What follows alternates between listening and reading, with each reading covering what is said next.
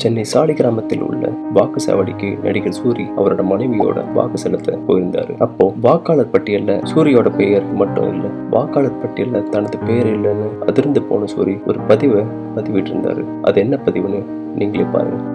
என் ஜனநாயக உரிமையை செலுத்துறதுக்காக வந்தேன். கடந்த எல்லா எலெக்ஷனுக்குமே என்னோட உரிமையை நான் கரெக்டாக செலுத்திக்கிட்டு இருக்கேன். ஆனால் இந்த தடவை இந்த பூத்தில் என்னோட பேர் விடுபட்டு போச்சு அப்படின்றாங்க. என்னோட மனைவியார் பெயர் அவங்க ஓட்டு இருக்குது, என்னோட ஓட்டு இல்லை, என் பேர் விடுபட்டு போச்சு அப்படின்றாங்க. இருந்தாலும் 100% ஜனநாயக உரிமையை ஆற்றுறதுக்காக வந்தேன். அது நடக்கலையே அப்படின்றப்ப மனவேதனையாக இருக்குது. ஆற்ற முடியலன்னு நினைக்கிறப்ப ரொம்ப மனசு கஷ்டமாக இருக்குது. இது எங்கே யாரோட தவறு எப்படி தவறு நடந்தது தெரியல. இருந்தாலும் ஓட்டு போடணும்னு சொல்கிறத விட ஓட்டு போட முடியலன்ற வேதனையோடு நான் சொல்கிறேன். தயவுசெய்து எல்லாமே 100% ஓட்டு வாக்களிச்சிருங்க. ரொம்ப முக்கியம், நாட்டுக்கு நல்லது. தவறாமல் எல்லாரும் அவங்க வாக்கை செலுத்திடுங்க.